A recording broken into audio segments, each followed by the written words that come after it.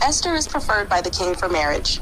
In the great kingdom of Persia, ruled by the mighty King Xerxes, the royal palace stood as a symbol of power, wealth, and authority. Gold-lined halls echoed with the footsteps of servants, guards, and nobles. Yet behind all the splendor, the king's heart was restless. The queen had been removed from her position, and the throne beside the king stood empty.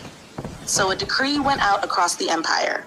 Beautiful young women were to be gathered from every province and brought to the palace that the king might choose a new queen.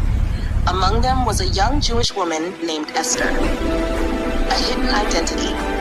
Esther was an orphan, raised by her cousin Mordecai. She was gentle, humble, and respectful. Though she was beautiful, Esther did not depend on her appearance. She carried herself with grace, wisdom, and a quiet strength that set her apart. Before she was taken to the palace, Mordecai warned her, "Do not reveal your people or your family." And Esther obeyed. She did not argue. She did not panic. She trusted God, even when she could not see his plan. Favor in the palace. When Esther entered the women's quarters, something unusual happened.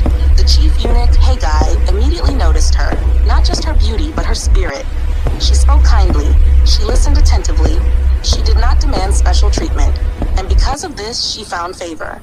Haggai gave her the best place, the finest attendance, and special care. Yet Esther did not ask for more than what was given. She remained humble. While others competed, Esther rested. The season of preparation. For the women prepared to meet the king. Perfumes, oils, fine garments, jewels. Some relied on charm. Some trusted only their beauty. Some tried to impress.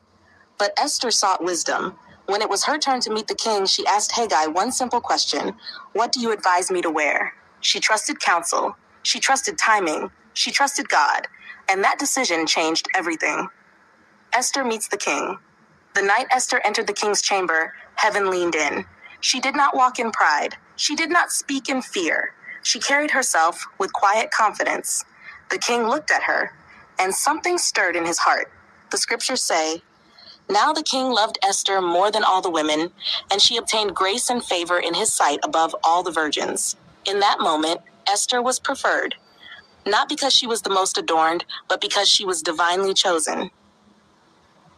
The crown is placed. The king removed the royal crown and placed it upon Esther's head. She became queen, a young orphan, a foreigner, a woman with a hidden identity, now seated beside the most powerful king in the land. God had elevated her, quietly but deliberately. The meaning behind the preference. Esther did not fight for the crown. She did not manipulate her way into favor. She did not